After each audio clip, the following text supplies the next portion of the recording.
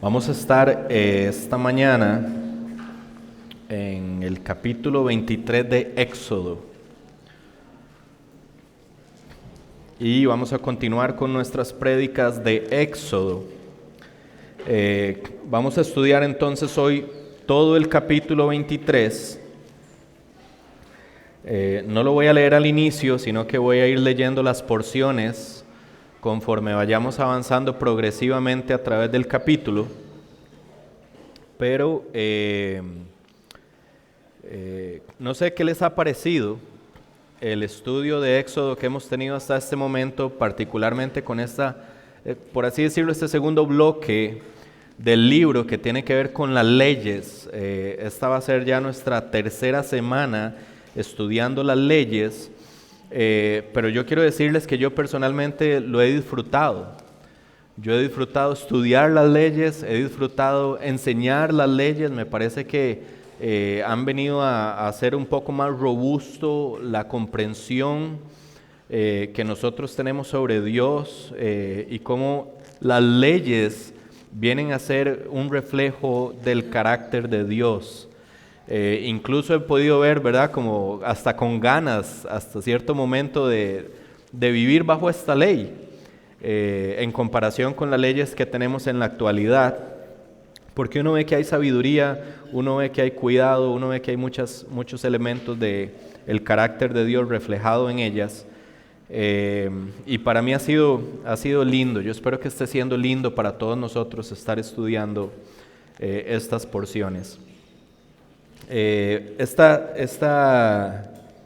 sección del capítulo 23, del versículo 1 al 33, nos va a hablar de diferentes elementos del carácter de Dios. La primera porción que habíamos estudiado nos había hablado sobre la santidad y el amor del Señor. Eran un reflejo particularmente de esos atributos, entre otros, pero particularmente de esos dos. También la segunda semana vimos que el segundo bloque de leyes eran un reflejo de la justicia y el cuidado de Dios. Esta semana, si nosotros tuviéramos que sintetizar el capítulo 23 en una verdad, sería que nuestro Dios es un Dios de verdad y poder. Nuestro Dios es un Dios de verdad y poder. Y lo vamos a ir viendo en la forma en la que se desarrollan estas verdades. Vamos a empezar entonces con esta primera verdad que tiene que ver con nuestro Dios es un Dios de verdad y cómo su carácter verdadero y su deseo, su celo por la verdad se expresan en esta primera sección del texto.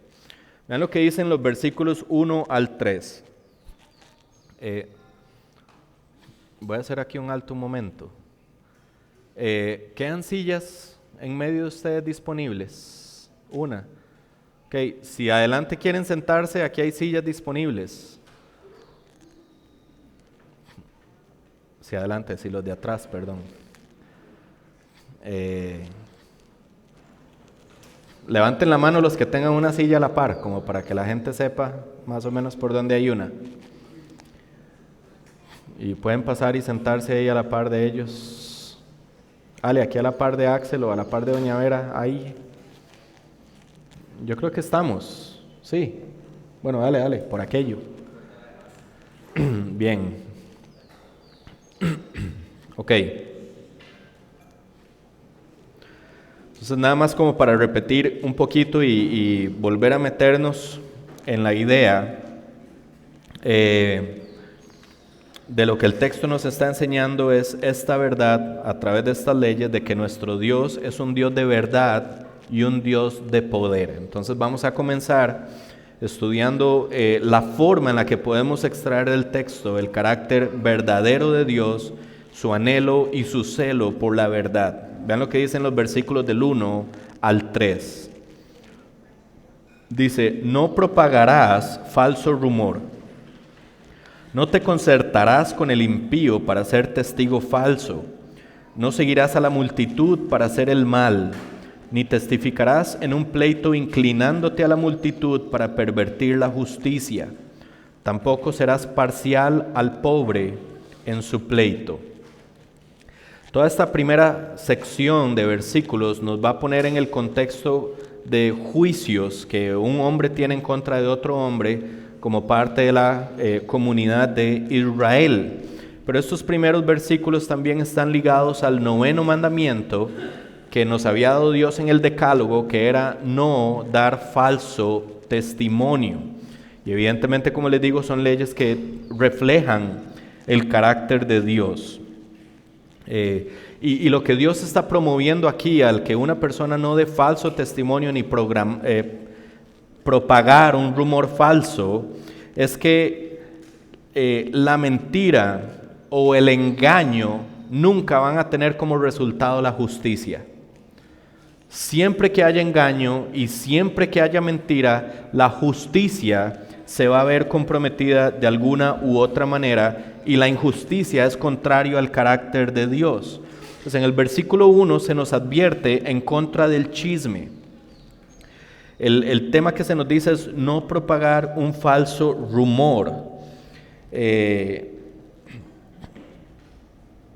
Y el punto es aquí es, a menos de que yo pueda sentarme con las dos partes para escuchar lo que una y otra parte tienen que decir, yo no tengo que hablar absolutamente nada del tema ni de las personas involucradas.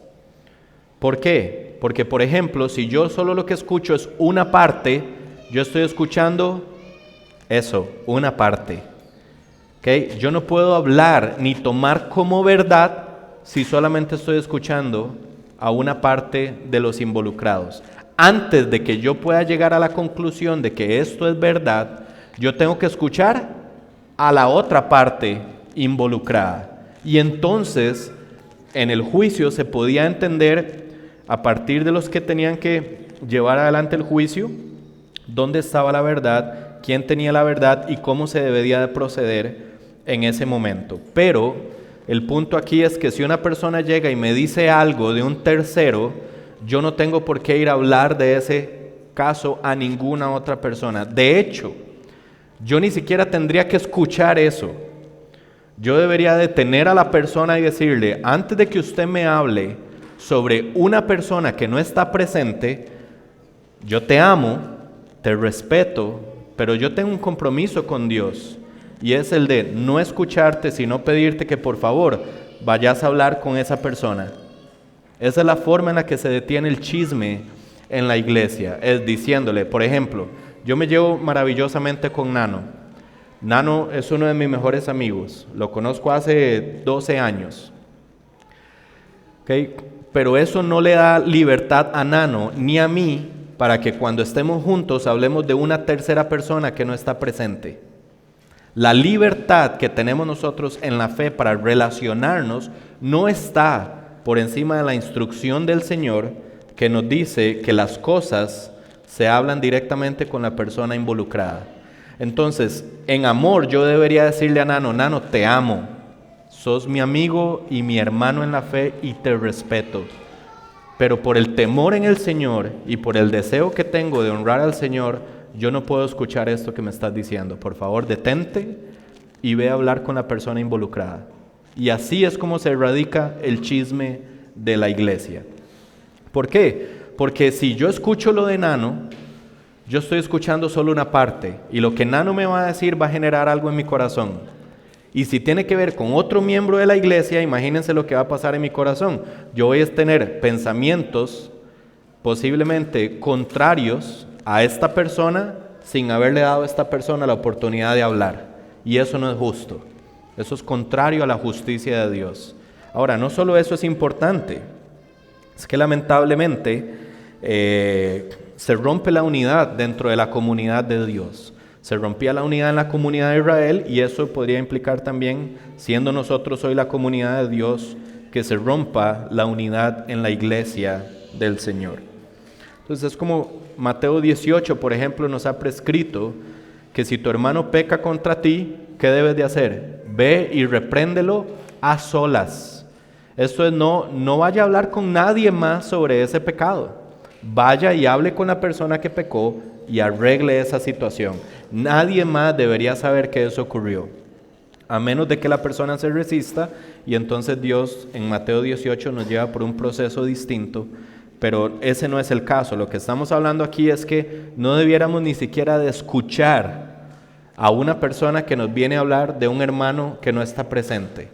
¿Okay? Y no importa el tipo de relación que tengamos, nuevamente, el amor que nos tenemos y la relación que nos tenemos entre nosotros no está por encima del mandato del Señor a hacer esto a solas. Era lo mismo que pasaba ahí en Israel.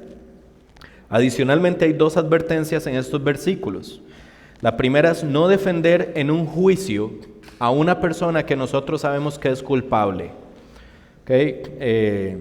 La segunda es no seguir a las multitudes cuando éstas se posicionan del lado del mal o se oponen a la justicia. Entonces, por ejemplo, si yo me expongo a ser testigo en un juicio y yo voy a defender a una persona que yo sé que hizo el mal, que pecó y es responsable de su pecado, pero yo me asocio con él en medio de un juicio, ¿qué voy a tener que hacer? Mentir y corromper la verdad. Y evidentemente eso es contrario a la justicia del Señor. O por ejemplo, si yo estoy en medio de un juicio, como se daba en aquellos casos, era público, usualmente se hacía a las puertas de la ciudad, había presión social y había gente que al escuchar se ponía del lado de uno y del otro, y nos está diciendo: no te dejes llevar por la posición de la multitud si en algún momento estás como testigo en un juicio, o la posición de la mayoría. Sé fiel a la verdad. No importa lo que los otros estén pensando, hable la verdad y defienda la verdad. Voy a darles un par de ejemplos que tenemos en el Nuevo Testamento, uno que es positivo y uno negativo. En Juan capítulo 9 se nos habla de un hombre que Jesús sanó de ceguera. Los líderes de Israel se oponían tanto a Jesús que llaman a este hombre y lo interrogan en 2 ocasiones, incluso interrogan a sus padres y le están diciendo a este hombre, son los líderes de Israel, o sea, personas de influencia, y le están diciendo: da testimonio de que este hombre es pecador. Y este hombre, posiblemente sencillo, humilde, le responde lo siguiente: si es pecador, yo no lo sé. Una cosa sé, que yo era ciego y ahora veo. Entonces este hombre tenía toda la presión social de los líderes religiosos de Israel y no se doblegó y habló la verdad. Esto es lo que yo sé, era ciego y ahora veo. Por el contrario, tenemos un ejemplo negativo. Y se nos describe en Lucas 23, versículos del 20 al 24, y es el caso de Pilato. Pilato está interrogando a Jesús y no encuentra falla en él. Y dice: queriendo soltar a Jesús, les volvió a hablar, pero ellos continuaban gritando: crucifícalo, crucifícalo. Y él les dijo por tercera vez: ¿por qué? ¿Qué mal ha hecho este? No he hallado ningún delito digno de muerte. Por tanto lo castigaré y lo soltaré. Pero ellos insistían, pidiendo a grandes voces que fuera crucificado, y vean lo que dice el texto: y sus voces comenzaron a predominar. Entonces Pilato decidió que se les concediera su demanda, y Jesús terminó siendo crucificado. ¿Por qué? Por la presión social, porque no se sostuvo en la verdad, y la presión social muchas veces nos va a poner en contra de la voluntad del Señor. Puede venir por medio de amigos, puede venir por medio de familiares, puede venir por medio de compañeros, puede venir por medio de la corriente que lleva el mundo, que nos lleva a oponernos a la verdad del Señor, y nosotros estamos llamados a sostenernos en la verdad. Pilato se asoció con la multitud y con la injusticia y terminaron quitándole la vida a un hombre inocente. Y lo que tenemos que recordar nosotros es que nosotros no seguimos a las masas, nosotros seguimos al hombre que fue crucificado por las masas. Nosotros no seguimos a las masas, seguimos al hombre que fue rechazado por las masas. Somos y vivimos dentro de un contexto contracultural. La cultura se opone al Señor, nosotros estamos llamados a sostener la verdad del Señor. Y nos dice algo adicional interesante en el versículo 3 y es simplemente no aliarnos o favorecer al pobre por ser pobre. Y esto es muy interesante. Los pobres son tan responsables por sus pecados y sus faltas tanto como los ricos. La ley es pareja para todos. No sé si ustedes algún momento han visto que hay una persona pobre que está en una situación, pues se metió en una torta por algo que hizo que no tenía que hacer, y uno a veces siente, pobrecito, pero es que es pobre. La ley del Señor quita eso en medio y nos está diciendo, igual de responsable como el rico. No favorezcas al pobre solo por la razón de que es pobre. Porque si lo favorecemos, entonces ya la ley no sería justa. Y la ley es pareja para todos. Ahí empezamos a ver esta realidad de que Dios es un Dios verdadero, que tiene celo, pasión por la verdad. Y estas primeras leyes no lo reflejan. Ahora nos va a hablar de algo que parece que está ahí como en el medio, que se sale del contexto, pero está dentro del contexto, porque parece que es el caso de dos personas que fueron a un juicio y terminaron enemistados o terminaron con cierta rivalidad. Pero vean qué lindo lo que hay detrás de estas leyes, versículos 4 al 5. Son leyes a favor de la gracia. Dice, si encuentras extraviado el buey de tu enemigo o su asno, ciertamente se lo devolverás. Si ves caído debajo de su carga al asno de uno que te aborrece, no se lo dejarás a él solo, ciertamente lo ayudarás a levantarlo. Entonces, en una sociedad como la de Israel en aquel momento, e incluso en una comunidad como nuestra iglesia o cualquier otra iglesia, está conformada por pecadores. Y lo único que uno puede esperar es que donde se reúnen pecadores, salga a relucir el pecado y haya pecado entre los hermanos que conforman esa comunidad. Por lo tanto, es posible que se produzcan relaciones rotas y enemistad en la comunidad de Israel en aquel momento y en la iglesia. Obviamente hay que trabajar en función de la reconciliación, y eso es lo que hacen estos dos versículos. Porque dice, si nos encontramos la posesión de un enemigo, en este caso algún animal que está perdido, tenemos un mandato del Señor. Tendríamos si fuéramos parte de esa comunidad. ¿Y cuál es? Devolvérselo a nuestro enemigo. ¿Verdad? No es pensar, qué rico, eso le pasa por haberme hecho eso y por haberme llevado ese juicio y por sentarme delante de un tribunal y ahora estamos enemistados, la verdad es que no voy a hacer nada con ese animal, se merece que pierda ese animal. No, es agarre ese animal y vaya y se lo devuelve, si usted sabe que es de él. O en segunda instancia, si el animal está caído porque la carga es muy pesada y usted ve a su enemigo tratando de levantar al animal, tampoco es pensar, qué rico, que sufra, ve a ver cómo lo levanta. No, todo lo contrario, aunque sea su enemigo, vaya y ayúdele a levantarlo. Aquí tenemos un proverbio que nos habla de este principio, Proverbios 24:17. No te regocijes cuando caiga tu enemigo, y no se alegre tu corazón cuando tropiece. Estas personas posiblemente estaban enemistadas, como les decía, por consecuencia de un juicio en donde los dos no se pudieron poner de acuerdo y tuvieron que ir a un juicio con los ancianos de Israel. Pero si ves que tu enemigo necesita ayuda, hay que ayudarlo.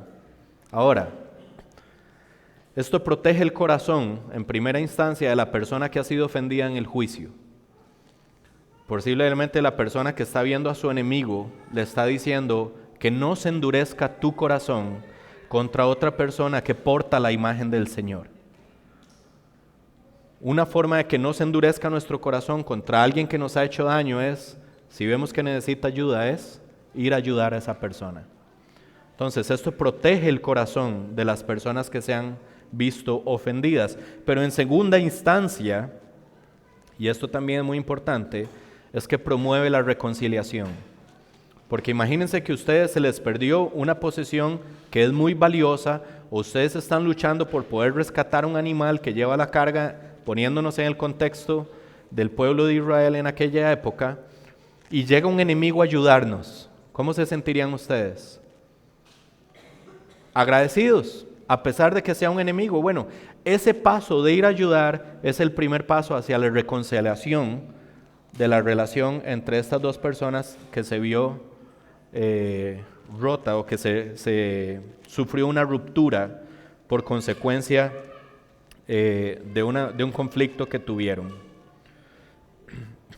Si nosotros entendemos que Israel estaba llamado a reflejar el carácter de Dios, Dios es un Dios reconciliador.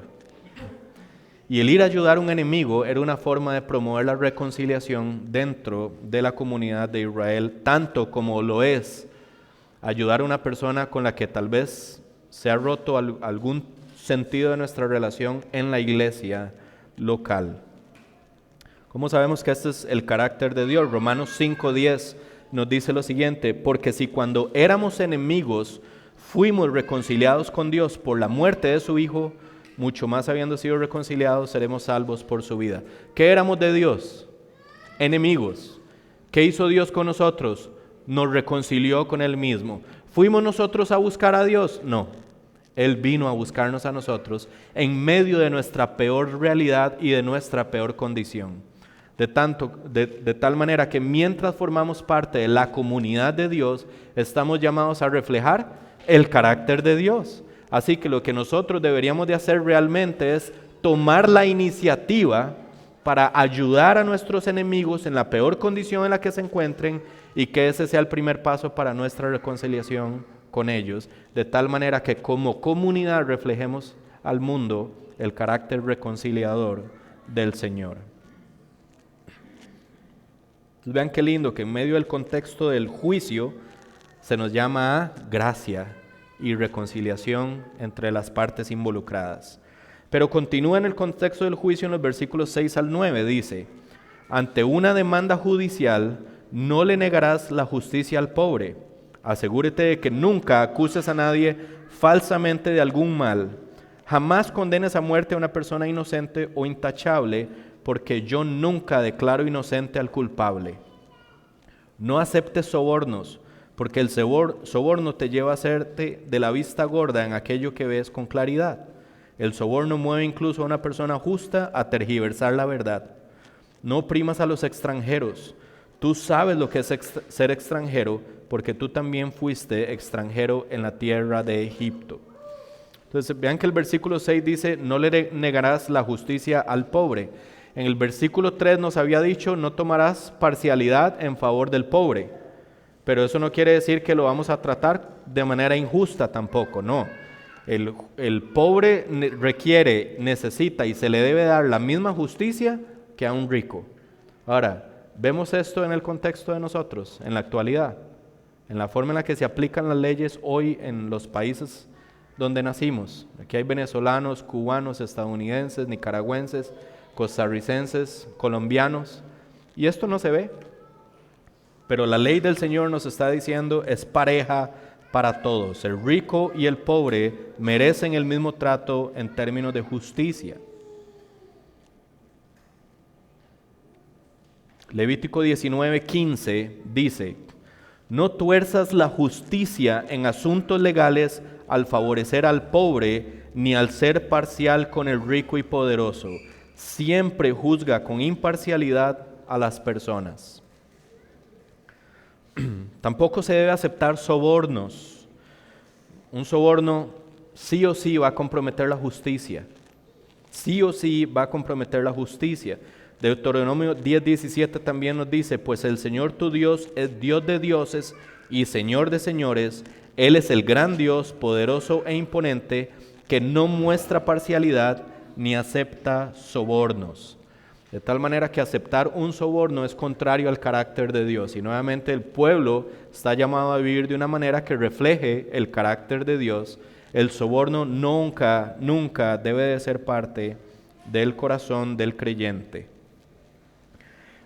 Y el versículo 9 nos dice de no oprimir al extranjero. ¿Okay? Yo creo que eso lo habíamos mencionado anteriormente, entonces no voy a ampliar eso, pero hay un elemento importante aquí. Vean que ahí al final del versículo 7, la última parte del versículo dice: porque yo nunca declaro inocente al culpable. Y esto debiera darnos a nosotros como ese descanso ante las múltiples injusticias que nosotros vemos en la actualidad. Hay personas que son culpables, que son declaradas inocentes, y hay personas inocentes que son declaradas culpables. La injusticia es parte de nuestro sistema de justicia, lamentablemente. Pero Dios nos está diciendo aquí que Él no va a declarar inocente al culpable. Y es una forma como de decirnos, aun cuando la justicia humana falle, mi justicia divina va a ser perfecta en todo momento y va a ser justa en todo momento. Así que si en algún momento alguna persona sufre alguna injusticia y el ofensor es declarado inocente, podemos estar tranquilos, porque la justicia divina nunca va a fallar. Y en última instancia, nuestro descanso no está en la justicia humana, sino en la justicia de nuestro Señor y Salvador Jesucristo. Vean cómo continúa versículos 10 al 12, porque ahora nos va a hablar de las leyes del día de reposo para santificarlo, relacionado con el cuarto mandamiento. Recuerden que todas las leyes que estamos estudiando básicamente son la aplicación del decálogo, de los 10 mandamientos. Entonces vean lo que dice versículos 10 al 12. 6 años sembrarás tu tierra y recogerás su producto, pero el 7º año la dejarás descansar, sin cultivar, para que coman los pobres de tu pueblo, y de lo que ellos dejen coman los animales del campo. Lo mismo harás con tu viña y con tu olivar. 6 días trabajarás, pero el 7º día dejarás de trabajar para que descansen tu buey y tu asno, y para que el hijo de tu sierva, así como el extranjero, renueven sus fuerzas. Ahora, esto es parte de lo que es la adoración para el Señor. Y el día de adoración es el primer día de la semana para nosotros. Para Israel era el 7º día, el sábado. Pero también el 7º día venía a ser como la representación tangible y cotidiana de algo que tenía que ocurrir al 7º año. Una forma de adorar al Señor el 7º año era no cultivar nuestros terrenos o los terrenos de Israel en aquel momento. Pero no solo era una práctica de adoración, es que iba acompañada de misericordia hacia los que no tenían, y vamos a ver de qué manera nos lo dice. Dios está diciendo que en el 7º año no se podía cultivar las tierras. Eso es una forma en la que Dios desde el Antiguo Testamento nos está llamando a no explotar los recursos naturales indiscriminadamente. No necesitamos a Greta Thunberg que venga y nos diga esto. Ya Dios nos lo había dicho desde el Éxodo. Pero por otro lado, y todavía más importante, es la realidad de que los campos que pertenecían a sus amos al 7º año seguían perteneciendo a ellos, pero no los iban a labrar. Y iban a dejar que la tierra se restaurara y que produjera lo que produjere. Ellos podían tomar de sus cosechas, pero no iban a cosechar todo su campo. Podían coger lo necesario, pero iban a dejar que el pobre, el extranjero, la viuda, el huérfano, los más necesitados pudieran hacer uso de eso también. Era un año de misericordia, no solo para la restauración de la tierra y la fertilización adecuada de ella, y para que la tierra, por así decirlo, pudiera tener cierto respiro, sino para que los pobres pudieran ser beneficiados durante ese año.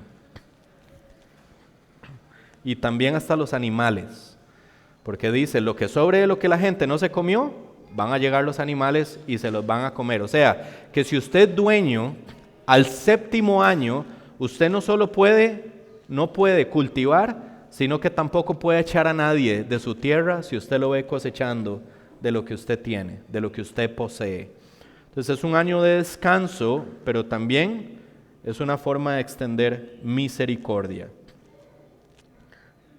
Esto evitaba también la explotación de los siervos y de los animales. Cada 7 años ellos no tenían que trabajar la tierra y los animales no tenían que trabajar la tierra. Era una forma de darle descanso por 1 año a los siervos que labraban y labraban los terrenos. Una forma de cuidar a los menos favorecidos, dándoles el descanso que ellos merecen al ser portadores de la imagen de Dios. Entonces vemos que la misericordia y la adoración iban de la mano en ese momento. Déjeme darle 2 casos actuales para que nosotros podamos hacer una referencia. Tal vez algunos no los conozcan, pero tal vez son los que se me vinieron a mí a la mente. Hoy hay restaurantes, por ejemplo, como Denny's, trabajan 24/7, no paran, literalmente no paran, se va la luz y tienen planta. O sea, es de continuo la generación que tienen y nunca se detienen. Por el contrario, por ejemplo, en Estados Unidos hay un restaurante de comidas rápidas que se llama Chick-fil-A. Chick-fil-A, los dueños son cristianos y Chick-fil-A cierra los restaurantes todos los domingos a nivel nacional, que todos sus empleados el domingo tienen un día libre y un día de descanso. Y vean qué interesante, si ustedes se ponen a pensar, posiblemente cuál es el día donde un restaurante de comidas rápidas vaya a generar sus mayores ingresos. Un domingo. Y ese es el día que ellos escogen cerrar, porque para ellos es más importante honrar al Señor que las ganancias que el lugar pueda producir. Se estima que las ganancias de Chick-fil-A podrían incrementar en por lo menos un 20 a 25% si abrieran los domingos. Y estamos hablando de un restaurante a nivel nacional en Estados Unidos, que son millones y millones y millones y millones de personas. 20% no es un monto bajo, es un monto alto, pero ellos honran al Señor antes que beneficiarse a ellos mismos. Entonces es un buen ejemplo para nosotros hoy. Es una forma de amar a Dios, es una forma de amar al prójimo y extender misericordia también al prójimo y a los empleados. Capítulo 23,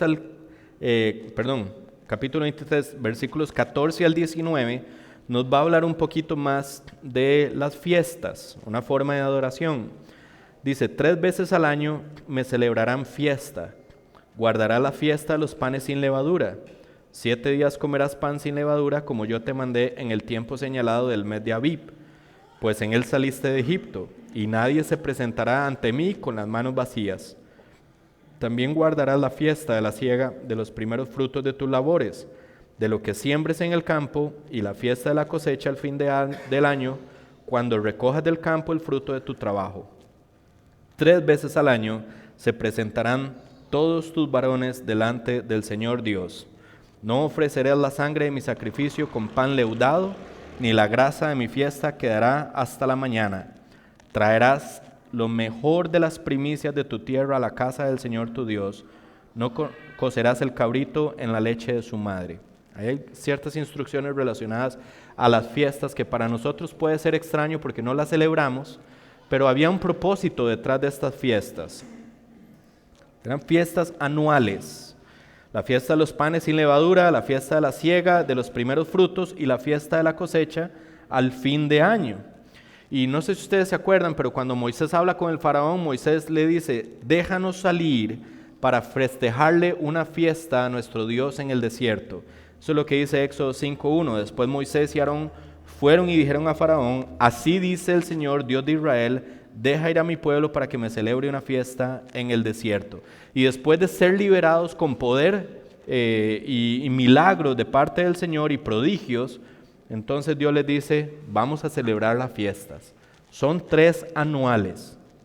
La primera, relacionada con los panes sin levadura, celebraba la salida de la esclavitud de Egipto y se celebraba, la primera vez se celebró una noche antes de la salida de Israel de la esclavitud en Egipto. Éxodo 12:8 decía, comerán la carne esa misma noche, asada al fuego, y la comerán con pan sin levadura y con hierbas amargas.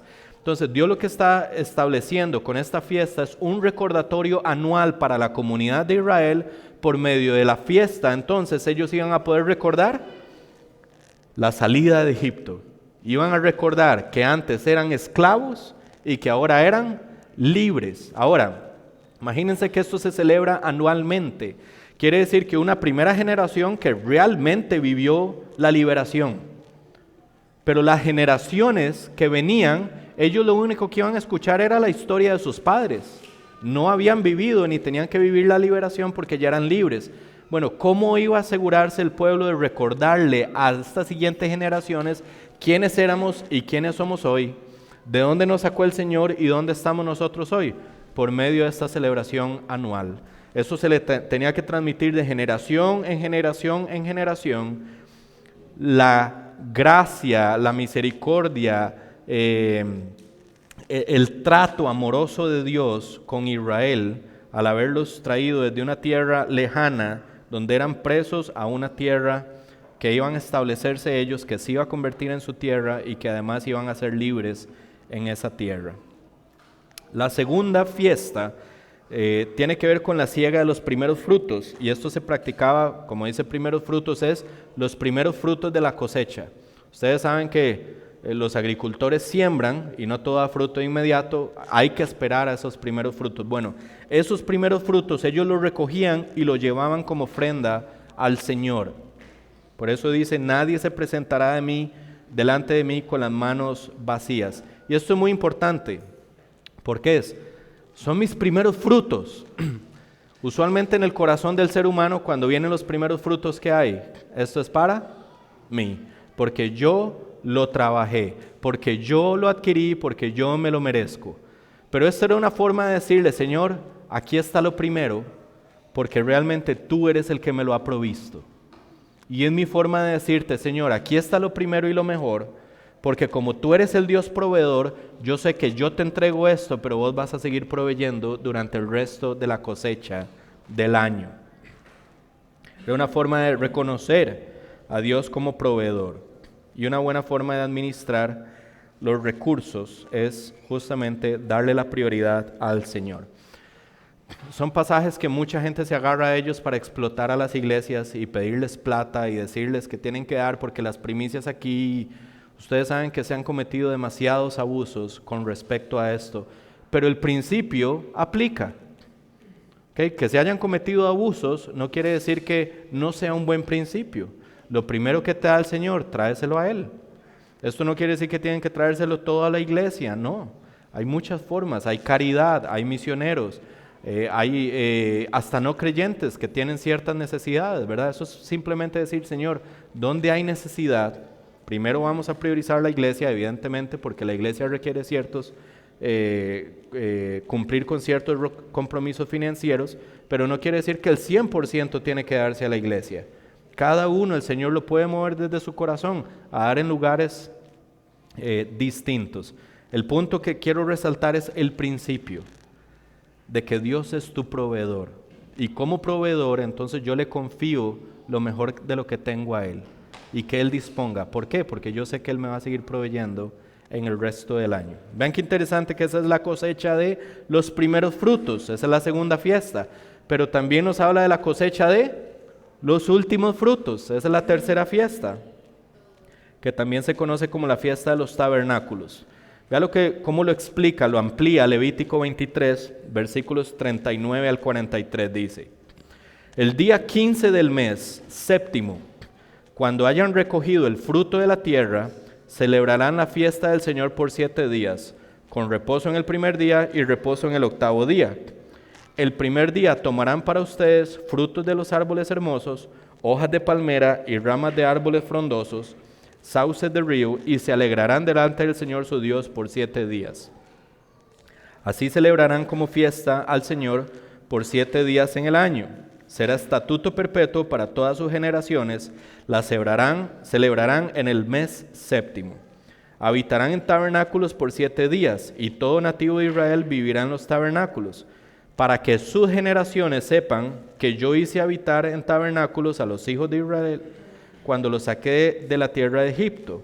Yo soy el Señor su Dios, Así declaró Moisés a los israelitas las fiestas señaladas. Esta es la tercera fiesta, que es la fiesta de la última cosecha. Entonces, tienen que venir a celebrar la primera cosecha y la última. ¿Okay? Pero también había una fiesta primera que celebraba la salida de Egipto, y ahora hay otra fiesta que tiene que ver con el tiempo que el Señor los sostuvo en el desierto, durante su peregrinaje en el desierto. Y nuevamente, el objetivo es que cada generación, imagínense tener que salir de sus casas, trasladarnos hasta Jerusalén y hacer una casita con ramas y dormir ahí durante 7 días. Eso era la imagen visible a las nuevas generaciones del peregrinaje que sus antepasados experimentaron de parte de Dios y el sostenimiento que Dios les dio a través del desierto. Cada una de estas celebraciones era una forma en la que Dios le ayudaba al pueblo a recordar quiénes eran y quiénes son hoy, de dónde los sacó el Señor y dónde los estableció el Señor. Era un testimonio de la fidelidad del Señor, era un testimonio del poder del Señor, era un testimonio de la misericordia del Señor y de todos sus otros atributos. Cada una de estas celebraciones testificaba de la libertad que Dios les había concedido y de la prosperidad que Dios les estaba concediendo en el presente, apuntando a algo que venía también en el futuro, que es a donde nos va a llevar hacia el final de esta sección. Y esto también es un vistazo para nosotros, porque nosotros fuimos liberados de una esclavitud espiritual. Dios nos está dando la provisión necesaria, espiritualmente hablando, para mantenernos en este peregrinaje, y Dios nos dará lo necesario para confirmar todas las bendiciones espirituales en el día de Jesucristo. Y a eso nos lleva el versículo 20 hasta el 33, que es la última sección, y es donde nosotros podemos entonces ver el énfasis de que nuestro Dios es un Dios poderoso. No solo poderoso, sino todopoderoso. Vean cómo lo dice versículos del 20 a 33. Voy a leer toda la sección y después la voy a ir explicando poco a poco. Dice: yo enviaré un ángel delante de ti para que te guarde en el camino y te traiga al lugar que yo he preparado. Sé prudente delante de él y obedece su voz. No seas rebelde contra él, pues no perdonará la rebelión de ustedes, porque en él está mi nombre. Pero si en verdad obedeces su voz y haces todo lo que yo digo, entonces seré enemigo de tus enemigos y adversario de tus adversarios. Son promesas del establecimiento de Israel en la tierra que Dios les ha prometido. Versículo 23 dice: pues mi ángel irá delante de ti y te llevará a la tierra del amorreo, del hitita, del fereceo, del cananeo, del heveo y del jebuseo, y los destruiré por completo. No adorarás sus dioses, ni los servirás, ni harás lo que ellos hacen, sino que los derribarás totalmente y harás pedazos sus pilares sagrados. Pero ustedes servirán al Señor su Dios. Él bendecirá tu pan y tu agua. Yo quitaré las enfermedades de en medio de ti. En tu tierra no habrá mujer que aborte, ni mujer que sea estéril. Haré que se cumpla el número de tus días. Nuevamente, esto es condicional. En el momento en que los establezcan, solo me van a adorar a mí, no van a tener otros dioses. Si lo hacen, los bendeciré. Si no lo hacen, tendrán sus consecuencias. Versículo 27. Enviaré mi terror delante de ti y llenaré de confusión a todo el pueblo donde llegues. Y haré que todos tus enemigos vuelvan la espalda ante ti. Enviaré avispas delante de ti para que echen fuera delante de ti a los heveos, a los cananeos y a los hititas. No los echaré delante de ti en un solo año, a fin de que la tierra no quede desolada y se multipliquen contra ti las bestias del campo. Poco a poco los echaré de delante de ti hasta que multipliques y tomes posesión de la tierra.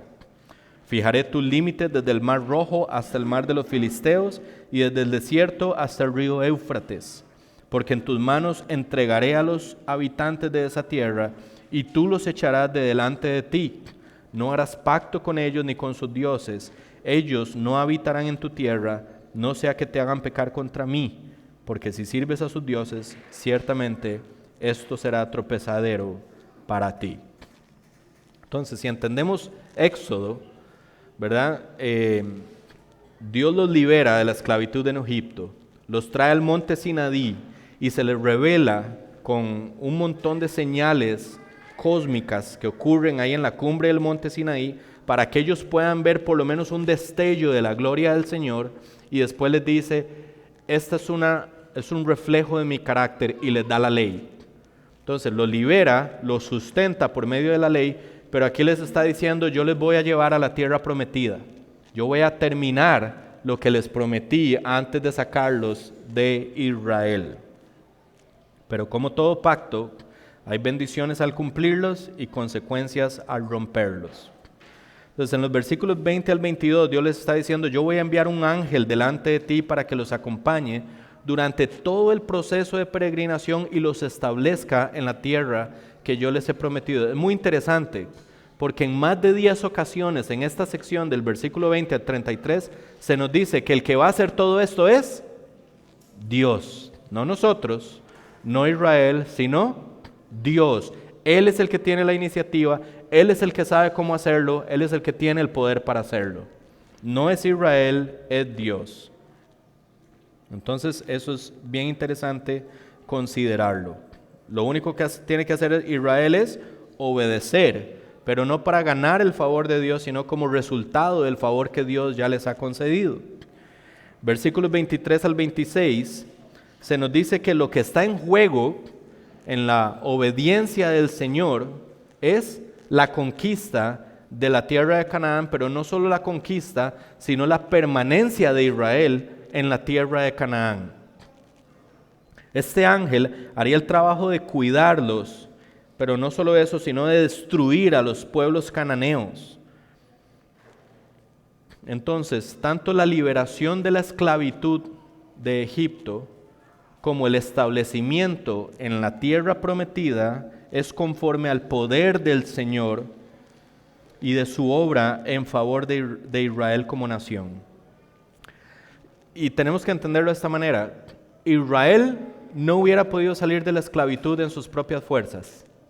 Israel no hubiera podido sustentarse a sí mismo a lo largo de su peregrinación en el desierto.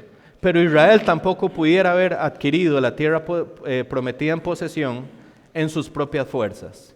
Lo que Él nos está diciendo aquí es que Dios empieza, Dios sustenta, Dios termina. Y todo lo hace Él en favor de su pueblo. Ahora, ¿qué es lo único que Dios espera que su pueblo haga? Que le adore únicamente a Él. Que no se vuelva a la idolatría y a los dioses falsos y a los dioses paganos. Eso es lo único que Dios está pidiendo en medio de su accionar o en medio de su actuar en favor del pueblo de Israel. Vean lo que dice los versículos 27 al 30. Es una forma en la que Dios nos está diciendo que hay sabiduría al aplicar su justicia. Ven qué importante esto. Está diciendo que la derrota de los enemigos de Israel no se va a dar de manera inmediata, sino que tiene que hacerse de manera progresiva. Porque si no, ¿quién va a tender los campos? Y si no, se van a multiplicar las bestias salvajes. ¿Y quién se va a ver desfavorecido de eso? Los israelitas que van a tomar control de la tierra prometida. Entonces Israel, en la sabiduría del Señor, se aplica su justicia. ¿Cuántos de nosotros quisiéramos ver a nuestros enemigos ya derrotados? Vean lo que dice Hebreos 10 del 12 al 13. Pero Cristo, habiendo ofrecido un solo sacrificio por los pecados para siempre, se sentó a la diestra de Dios, esperando de ahí en adelante hasta que sus enemigos sean puestos por estrado de sus pies. Si nosotros pensáramos, seguramente nosotros diríamos, Señor, venga ya. Y ese debiera ser el anhelo en nuestro corazón, Señor, venga ya. Es desesperante estar en esta tierra sabiendo que podemos estar contigo, Señor, ven ya, ven pronto. Pero Dios está progresivamente llevándonos hasta la victoria. Y está obrando de muchas maneras. Primero está humillando a sus enemigos. Segundo, está santificando nuestras vidas y nos está conformando cada vez más a la imagen de nuestro Señor y Salvador Jesucristo. Que Él podría culminar todo de momento, claro, tiene el poder para hacerlo, pero en su sabiduría ha decidido no hacerlo de esa manera. Y sus planes son mejores que los nuestros, y su sabiduría es infinitamente mayor a la nuestra.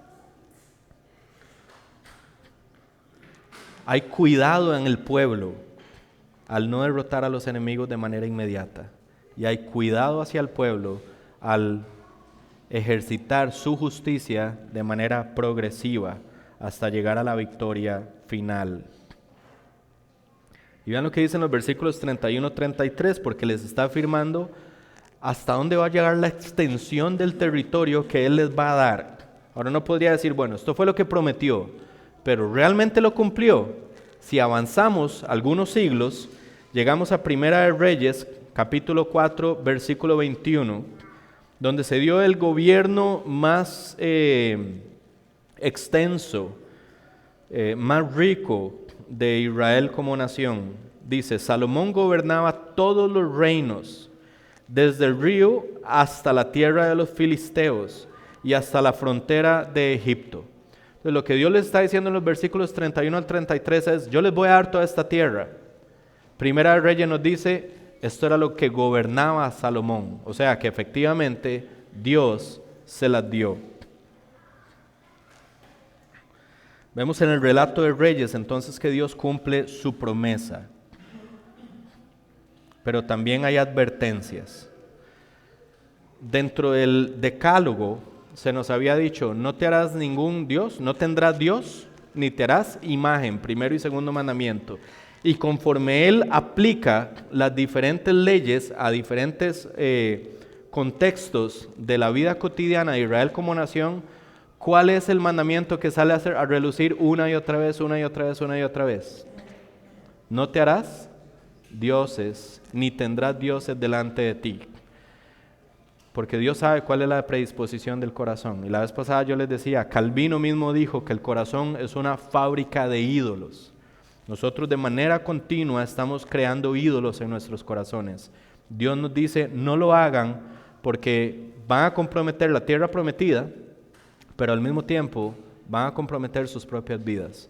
Esto va a ser tropezadero para ustedes. Hay una insistencia de Dios en cuanto a la fidelidad a Él como único y verdadero Dios y al rechazar a todo tipo de idolatría.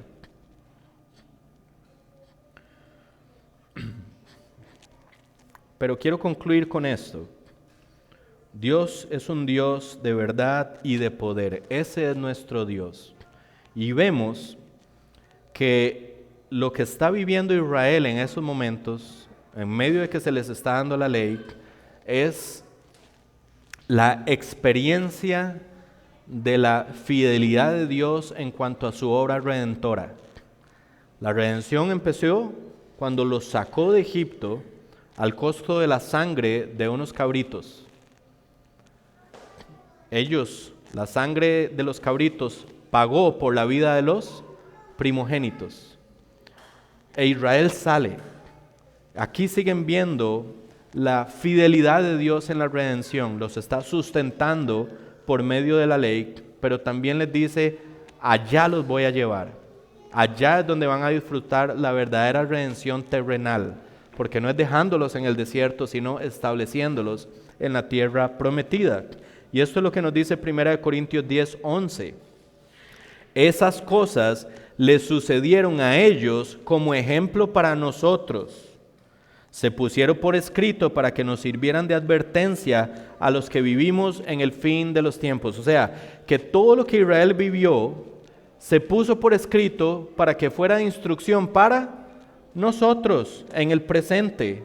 Entonces, ¿de qué manera nosotros podemos ver la liberación, el sustento y el establecimiento en nuestras vidas? ¿Cómo aplica esto para nosotros hoy en día? Y la realidad es esta. Todo lo que ocurrió en Egipto con Israel era una sombra de lo que Dios iba a hacer con su iglesia, entre los cuales estamos nosotros. Piensen de esta manera, Dios nos sacó de la esclavitud espiritual en la que nos encontrábamos y nos sentó en lugares celestiales con Cristo. Efesios 2:6, pues nos levantó de los muertos junto con Cristo y nos sentó con Él en lugares celestiales porque estamos unidos a Cristo. De hecho, todo el argumento de Efesios es, antes ustedes eran enemigos de Dios. Efesios capítulo 2, seguían la corriente de Satanás, estaban muertos espiritualmente, pero, el grandioso pero de la Escritura, ahí no acabó la historia. Dios vino a buscarlos. Ese es el argumento de Efesios 1. Nos predestinó desde antes de la fundación del mundo para ser parte de su familia. Entonces Dios nos sacó de la esclavitud espiritual y ahora nosotros en este momento estamos en nuestro tiempo de peregrinación y nos sustenta diariamente a través de su palabra, a través de su espíritu, a través de la comunión que nosotros tenemos como hermanos para llevarnos ¿a dónde? Al establecimiento en la presencia eterna de Dios, de Él mismo. ¿Y cómo podemos tener certeza de que nos va a llevar allá? Hay muchos pasajes, pero este a mí me gusta mucho.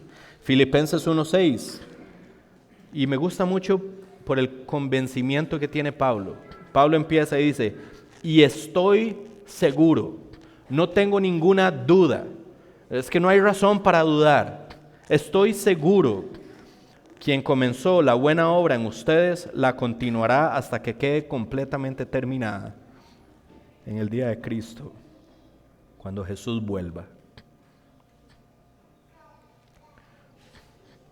Familia, nosotros estábamos en una condición de esclavitud espiritual en la cual nunca nos hubiéramos podido liberar a nosotros mismos a menos de que Dios viniera en nuestro auxilio e interviniera de manera milagrosa en nuestro favor.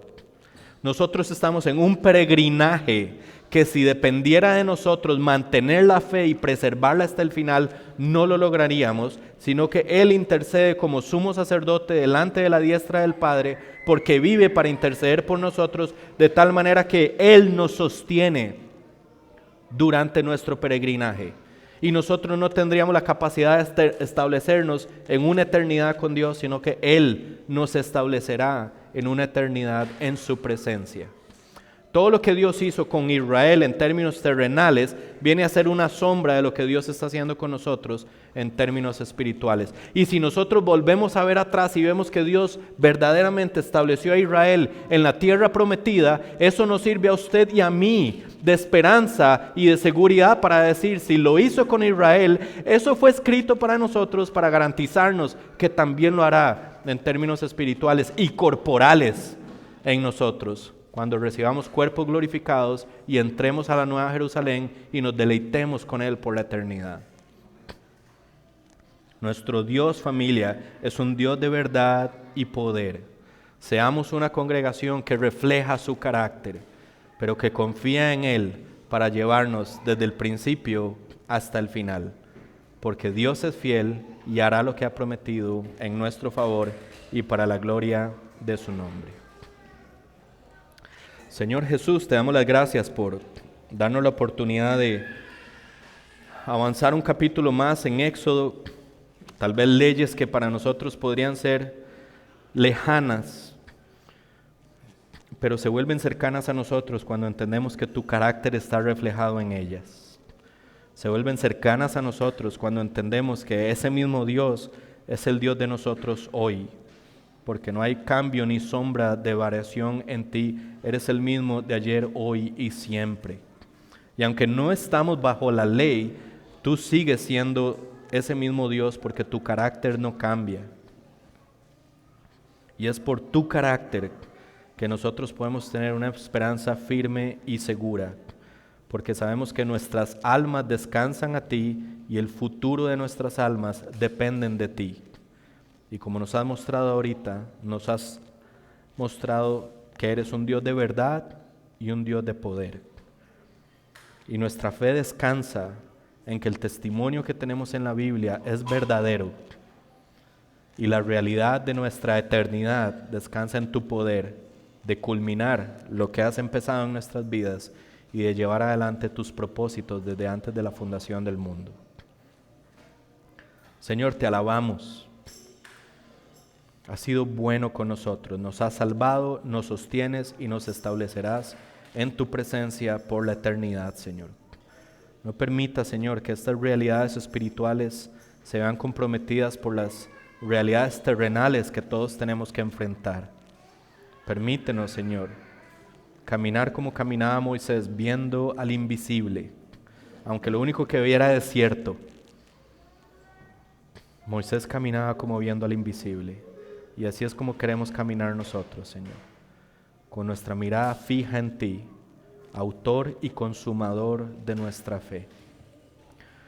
Te damos las gracias, Señor, y te pedimos que infundas en nosotros el deseo de que como comunidad, como iglesia, podamos reflejar tu carácter en la forma en la que nos relacionamos unos con otros y en la forma en la que exaltamos tu nombre, Señor. Te lo pedimos en el nombre de Jesucristo nuestro Salvador. Amén.